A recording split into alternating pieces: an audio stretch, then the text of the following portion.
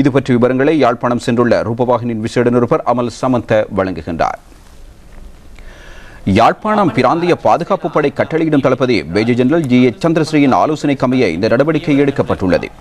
யாழ்ப்பாண பாவியில் 2 கிலோமீட்டர் பிரதேசத்தில் மீன்பிடிப்பதற்கு வழங்கப்பட்டிருந்த தடை நீக்கப்பட்டுள்ளது.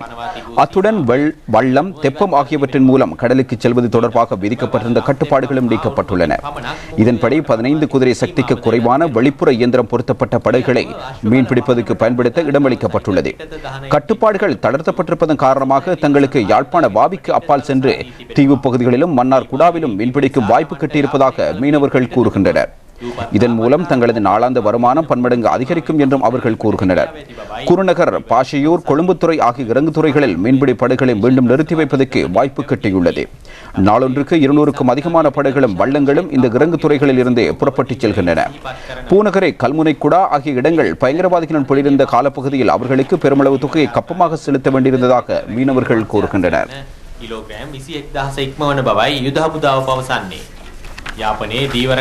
ஆனால் தற்பொழுது அந்த அச்சுறுத்தல் நீங்கியிருப்பதால் மீனவர்கள் நாளாந்தம் 21,000 கிலோகிராமுக்கும் அதிகமான அளவு மீனை பிடிக்கக்கூடியதாக உள்ளது என்று ராணுவம் தெரிவித்துள்ளது.